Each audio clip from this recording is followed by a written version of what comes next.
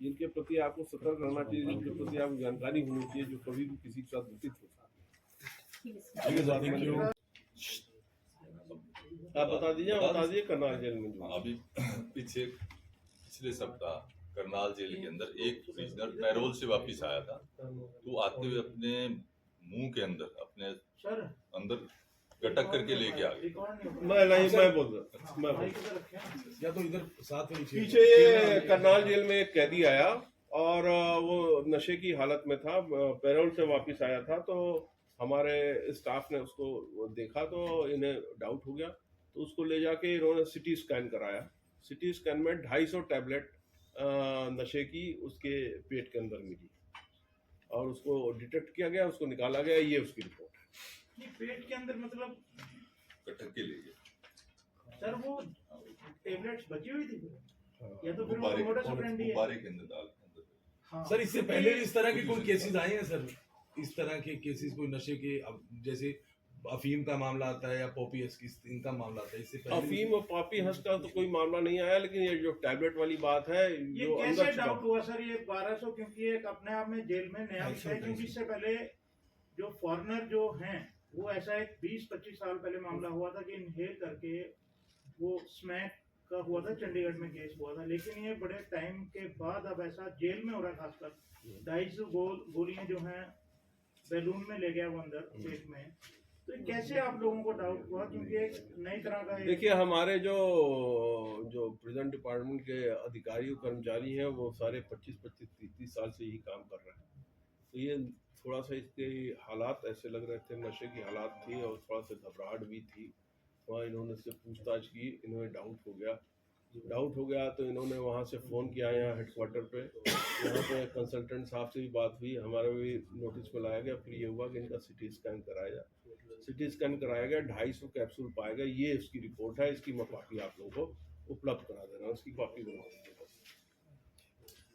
इसके बाद कोई और सभी जेल्स में कुछ इस तरह की सर्च की हो या किसी पे डाउट हुआ हो, उसकी भी कोई जांच करवा? देखिए, मैं आपको बता रहा हूँ कि अगर कोई वारदात पकड़ी जाती है तो वारदात पकड़ी जाने का मतलब ये भी हुआ कि मतलब आप एक उसका कंक्लूजन आप निकाल लें कैसा हो रहा था, और दूसरा कंक्लूजन उसका ये कि हम सतर्क थे जो हमने पकड़ लिया। तो बाकी जगह पे भी पहले से सतर्कता है और इस पे विशेष निगाह रखी जा रही है। और हमारे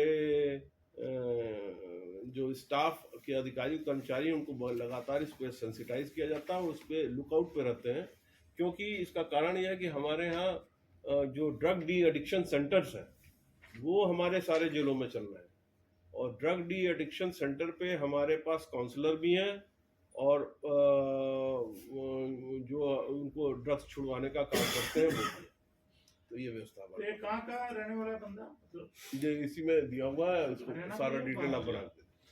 सर, अम्बाला जेल को भी शिफ्ट करने की बात चल रही थी, क्या कुछ उसका स्टेटस है? स्टेटस उसका है अपना, जब समय होगा शिफ्ट कर ले, कोई दिक्कत नहीं। सर एक ये भी आता है कि जेल के बाहर कई जेल की दीवार छोटी हैं और वहां से बाहर से ड्रग्स फेंके जाते हैं सर। देखिए, ड्रग्स की बात नहीं है, ये बात आपकी सही है कि सामान कई तरह के फेंके जाते हैं, फेंके जाते थे। मतलब अगर बाहर अगर आप पेट्रोलिंग ढंग से न लगाएं तो फेंके जा सकते हैं, पर आज की डेट में इसकी कोई प्रॉब्लम नहीं है। हमारे सारे जेलों के बाहर पेट्रोलिंग है और कई जेलों के बाहर बीएसएफ की पेट्रोलिंग है।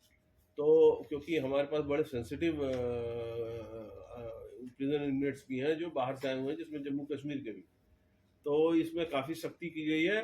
और इस समय इसकी कोई घटना, इस तरह कोई घटना नहीं है। ना हमारे पास कोई मोबाइल की चलने की घटना है, ना अंदर से कोई बाहर फिरौती मांगने की घटना है, और ना किसी तरह के फ़ोन कॉल करने की घटना है। तो सर 1 नवंबर में प्रदर्शनी की बात कही थी आपने पंचकुला में। मैंने प्रदर्शनी की बात कही थी।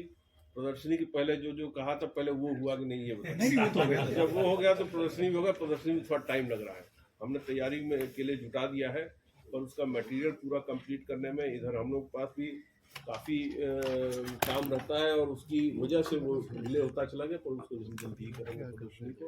और इसकी ये एक माइलस्टोन है, मील का पत्थर साबित होगा। और इस मील के पत्थर के साथ मैं कुछ और ऐड करना चाहता हूँ अपनी तरफ से। मेरी जगजीत सिंह से जैसे मतलब एक बातचीत हुई, तो 50,000 के करीब बिजनेस हमारे पास आते हैं, और 50,000 के करीब प्रिजनर्स हमारे पास से हर साल चले जाते हैं। तो हम ये चाहते हैं कि अब HKRN से जब हमारा ये हो जा रहा है और हम उनको वोकेशनल ट्रेनिंग दे रहे हैं, तो हम किसी तरह से उन लोगों को 50,000 में उन लोगों को जिनको हमने ट्रेनिंग दी है, तो इनके जाने के बाद, जेल से बाहर निकलने के बाद हम ये ट्रैक डाउन करें कि क्या हमने जो उनको आर्ट, जो कल्चर, जो वोकेशनल ट्रेनिंग जो हमने उनको सिखाया वो उनकी लाइफ में कितना सार्थक है, क्या वो उस पे अमल कर रहे हैं या वो जाके कोई और बिजनेस कर रहे हैं। तो ये देखना बहुत जरूरी है। इस फीडबैक के लिए हम एक नया मैकेनिज्म स्थापित करेंगे जिसमें अन्य डिपार्टमेंट, अन्य विभागों की, सरकारी विभागों की सहायता लेंगे, क्योंकि हमारा जो स्टाफ है वो लिमिटेड टू जेल है और उसके पास ऑलरेडी बहुत काम है। पर इसको हम किसी तरह से करके और अन्य विभागों से समन्वय करके, जैसे department of youth and welfare से कर सकते हैं, पुलिस विभाग से कर सकते हैं, तो हम इसको ट्रैक डाउन करने की कोशिश करेंगे कि जिन क्रिमिनल्स को, जिन अपराधियों को, जिन कैदियों को, प्रिजन इनमेट्स को, क्यों क्या हम कहें क्रिमिनल कहें, क्यों अपराधी, प्रिजन इनमेट्स को जो हमने शिक्षा दी, जो वोकेशनल ट्रेनिंग सिखाई, वो उनकी जिंदगी में कितना सार्थक हो रहा है, इसका हम लगातार फीडबैक लेते हैं। थैंक यू, धन्यवाद। आपने सर- HKRN की बात की, HKRN का क्या रोल है इसमें? क्या उनको आप कहेंगे कि इनको जॉब दी जाए अकॉर्डिंग टू देयर क्वालिफिकेशन? जी, ऐसा है कि जो वोकेशनल ट्रेनिंग होती है उनकी रजिस्ट्रेशन हमेशा HKRN पे होती है। हाँ, तो HKRN जो है वही विभाग है जो उनको एम्प्लॉय करके बाकी विभागों में भेजता है। तो हमारी तरफ से अभी आपको मैंने जो ये दिया है आपको फोटोस्टेट, तो इसमें आपको एक लाइन मिलेगा कि प्रिजन डिपार्टमेंट जो है वो गुड कंडक्ट का सर्टिफिकेट देता है। जो गुड कंडक्ट का सर्टिफिकेट प्रिजन डिपार्टमेंट देता है वो अर्ली रिलीज में, पैरोल में और फरलो में सब में काम आता है। तो वो जो गुड कंडक्ट का सर्टिफिकेट जब हम देंगे तो HKRN में आप उनके पास लिस्ट में सूचीबद्ध हो जाएंगे। जब आपका नाम सूचीबद्ध हो जाएगा तो जैसे अन्य किसी भी सामान्य नागरिक को एक अपॉर्चुनिटी दी जाती है, वैसे ही बिना स्टिग्मा अटैच किए आपको भी वही अपॉर्चुनिटी दी जाएगी। यानी कि सर ये जैसे कि जो ऐसे इसमें लिखा हुआ है कि गुरुग्राम की जेल में ये कोर्स होगा और उसके अलावा 5 जो जेल आपने बताई यहाँ ITI कोर्सेज होंगे। उसके बाद क्या HKRN के साथ MOU जो हुआ है, क्या वो जॉब लेंगे जेल से रिलीव होने के बाद, ऐसा? जी, जब HKRN में सूचीबद्ध हो जाएंगे तो जैसे जैसे उनको जो भी एम्प्लॉयमेंट वो जनरेट करेंगे उस एम्प्लॉयमेंट में आप भी कंसिडर होंगे और आपको उसी हिसाब से एम्प्लॉयमेंट। मतलब कोई रिजर्वेशन की बात तो नहीं है ना इसमें? जी, रिजर्वेशन की कोई बात हो नहीं सकती, क्योंकि हाँ सामान्य कैटेगरी जो है वो उसी के से आपको कॉम्पीट करना पड़ेगा। वी कैन नॉट एनकरेज कि you are coming via jail तो आपको कोई प्रेफरेंस मिलेगा, प्रेफरेंस तो नहीं मिलेगा, पर आप क्वालिफाइड हो जाएंगे। और गुड कंडक्ट का जब आपके पास सर्टिफिकेट रहेगा तो 2 चीजें हैं। HKRN के किसी भी उसके लिए वो कभी भी आपके चरित्र का सत्यापन नहीं करते कि वो तो आउटसोर्सिंग पे आप है। और जब हमारा गुड कंडक्ट का हमने सर्टिफिकेट दे रखा है तो आप उसमें कंसिडर होंगे और उसके हिसाब से जो भी आपको सिखाया गया उसके हिसाब से आपको काम मिलेगा। सर कितनी की संख्या होगी अभी जो रजिस्टर्ड है अभी? 5,000 इससे हटके एक सर कोर्सेज शुरू हो चुके हैं सर अभी फिलहाल? कोर्सेस शुरू तो कोर्सेस हो चुके हैं, क्लासेस चल रही हैं। फॉर्मल इनॉग्रेशन में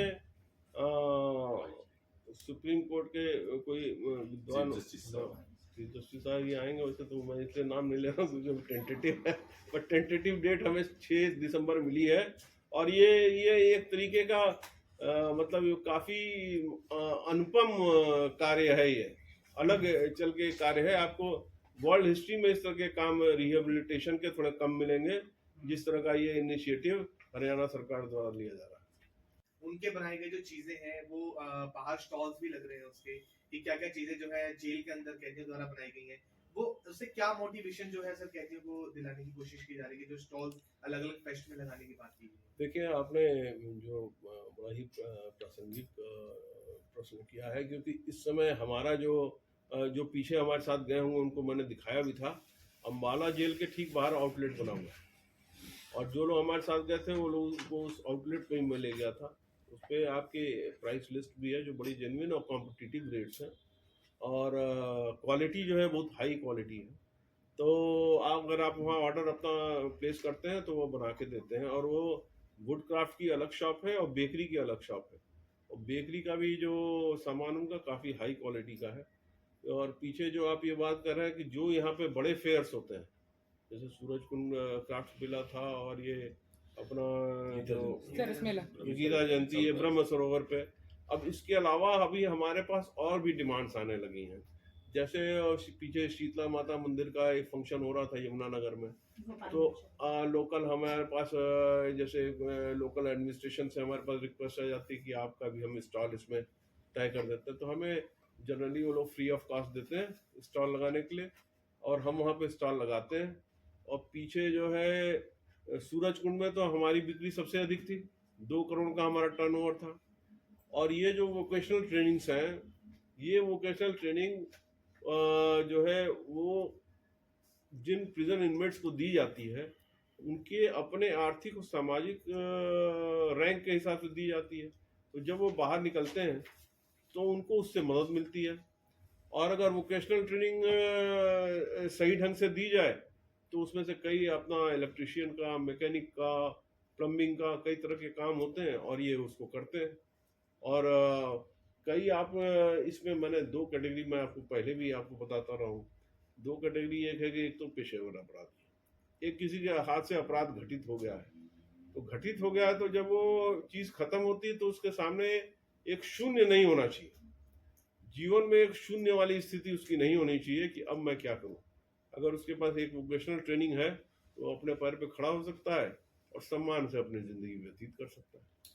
सर, एक आपने जांच के आदेश दिए थे जो सुशील कुमार को अंदर जान से मारने की धमकी मिली थी, उस मामले में क्या निकला? मतलब उसमें कोई ऐसा तथ्य नहीं निकला, पर वो बेसिकली उसका जो कंजम्पशन है वो हमारे इंटरनल डिपार्टमेंट के लिए है, तो उस पर मैं बहुत ज़्यादा इसमें एलॉबरेट नहीं करता। मैटर तो अभी वो हमारा नहीं है जी, हम लेकिन आरोप जो लगाए थे सर कि उसको जान से मारने की, जो मैंने बता तो दिया आपको कि ऐसा कोई तथ्य उसमें नहीं मिला, पर हम उसको बहुत ज़्यादा एलॉबरेट नहीं कर सकते अभी। और हम जो है उसको that is for the internal consumption of the department right now because of the sensitive matter. Sir, shift करने का रीजन क्या था फिर अम्बाला? थ्रेट परसेप्शन कोई नहीं थी? थ्रेट परसेप्शन नहीं थी की बात नहीं है। बात यह है कि जब वो चीज़ आई थी तब थ्रेट परसेप्शन वाली बात उसमें थी कि उसमें एलिगेशंस थे कि हमारा थ्रेट परसेप्शन हो सकता है, उस पर लेते हुए कार्रवाई कर दी गई। और सिक्योरिटी ऑफ प्रिजन और सिक्योरिटी ऑफ प्रिजनर के लिए डीजी प्रिजन इज एंटाइटल्ड, हमारे पास पावर है। हम अंडर ट्रायल हो या कन्विक्ट हो दोनों ट्रांसफ़र कर सकते हैं। अंडर ट्रायल को ट्रांसफ़र करने के लिए हमने कोर्ट को इंटीमेट करना पड़ता है, और कन्विक्ट को ट्रांसफ़र करने के लिए कोर्ट को इंटीमेट करने की आवश्यकता नहीं होती है। ये आजकल पुलिस का जो ऑपरेशन ट्रैकडाउन चला है उसमें 3000 के आसपास जो कुख्यात प्रवृत्ति के लोग हैं वे पकड़े गए हैं।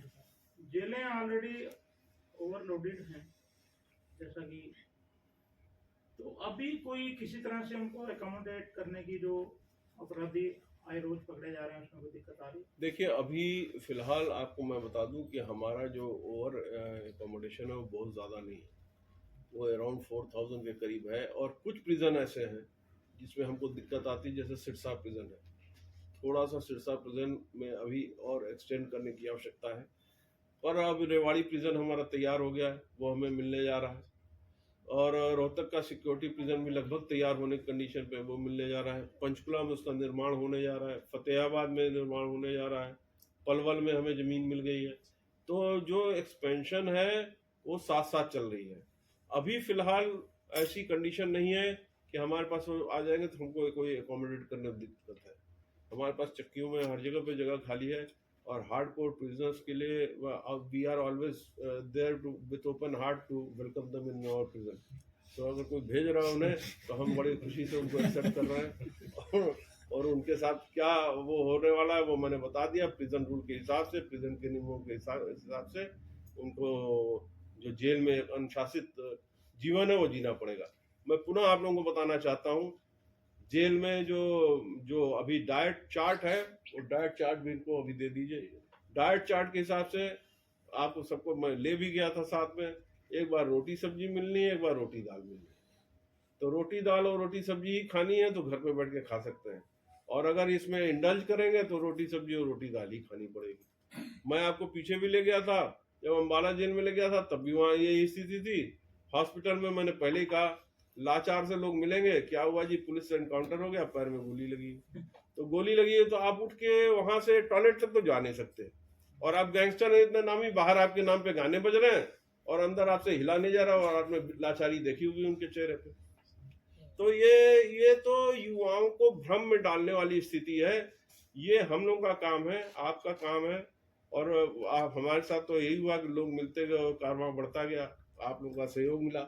तो एक समाज में एक युवाओं को एक संदेश हमारी तरफ से, आप लोगों की तरफ से ये जाता रहे कि आपको जो बाहर गाने बजाने आसान है, क्योंकि गाने बजाने में अगर गाने वाले को, गाने इंस्ट्रूमेंट को गोली लगे तो कोई बात नहीं, और ये जीते जागते इंसान को जब गोली लगती है और वो अंदर जाता है तो उसकी क्या स्थिति रहती है, ये आप लोग स्वयं देखा है, दयनीय स्थिति हो जाती है। कैपेसिटी कितनी ये है सर और जिस संख्या तरीके से कितनी है अपनी अभी? आपने ये बताया कि अंदर उनकी ये स्थिति होती है, बाहर ग्लोरीफाई होते हैं वो अलग तरीके से, गानों के होते माध्यम थे, से, गानों के अब माध्यम तो से, होते कहाँ हैं, अब तो आपने ठीक या कर दिया रील था बनाने के माध्यम से। जी।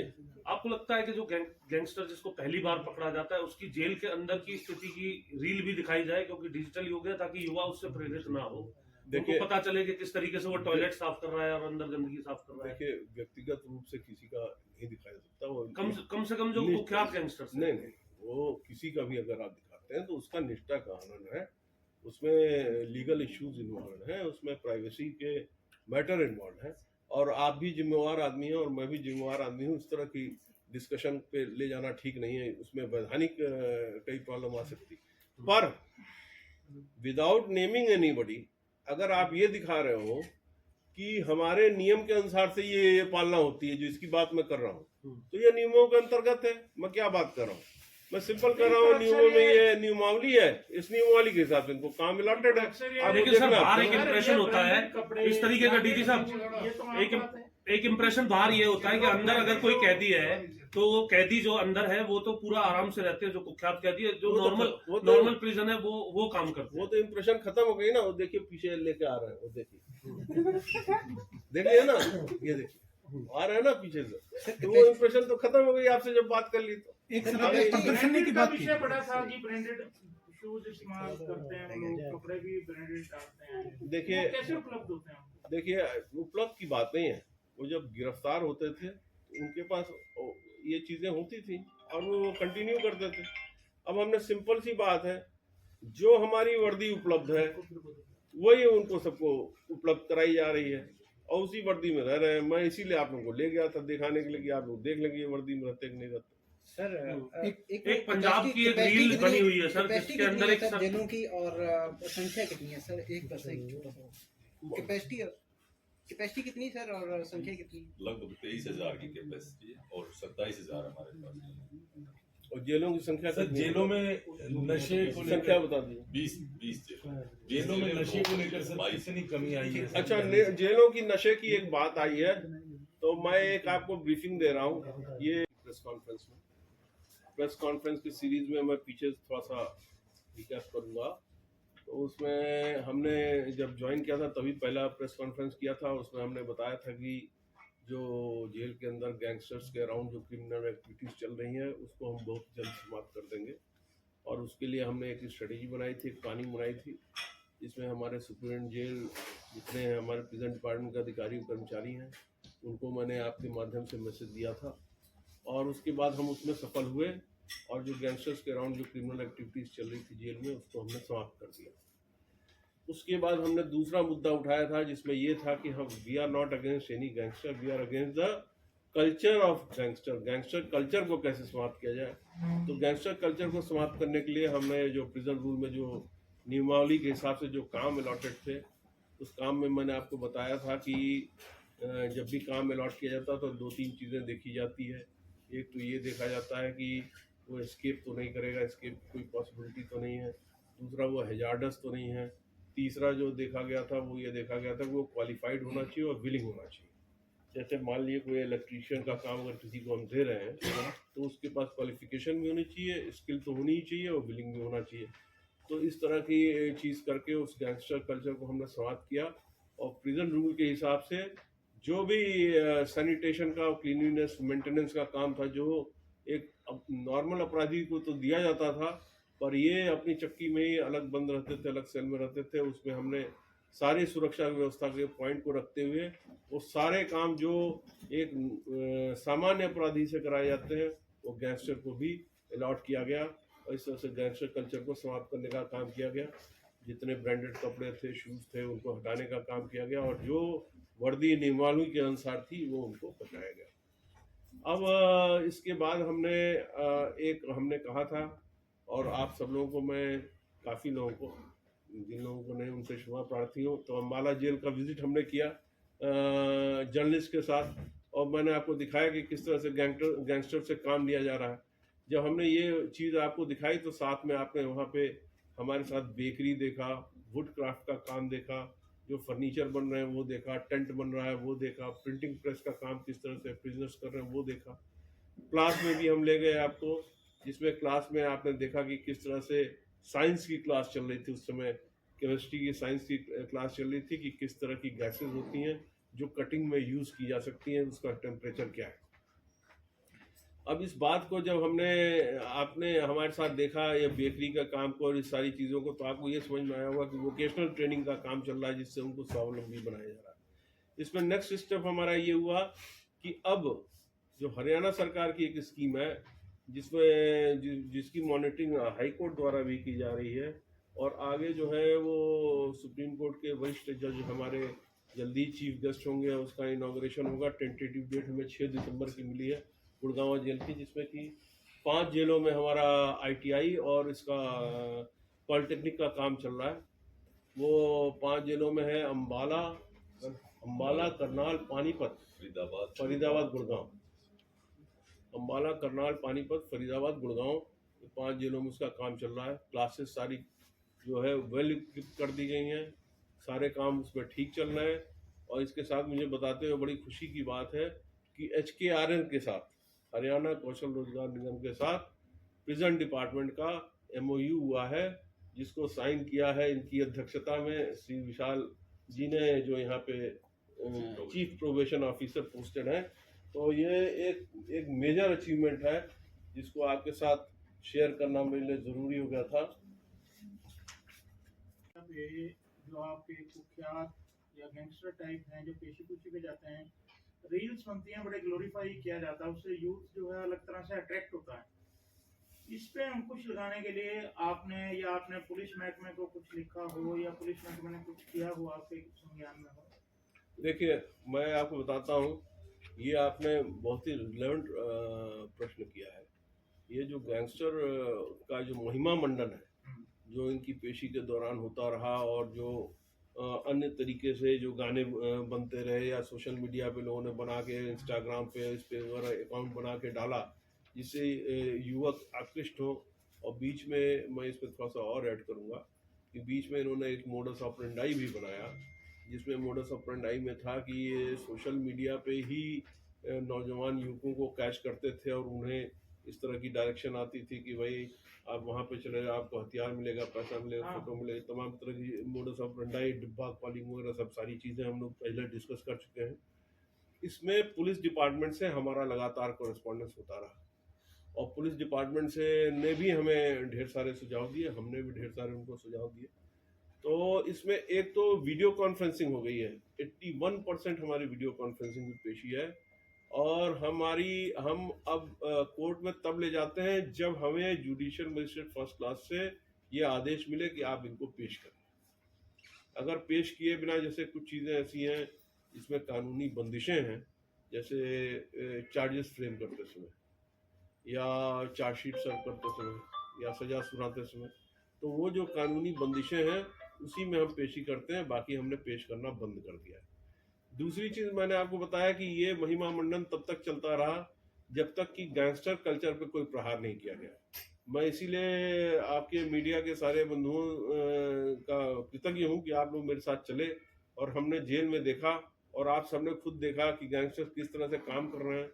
और वो चीज़ें जब आप बाहर निकल के आए, वो सारी चीज़ें छपी, वो संदेश गया, युवाओं को संदेश गया, समाज में एक संदेश गया।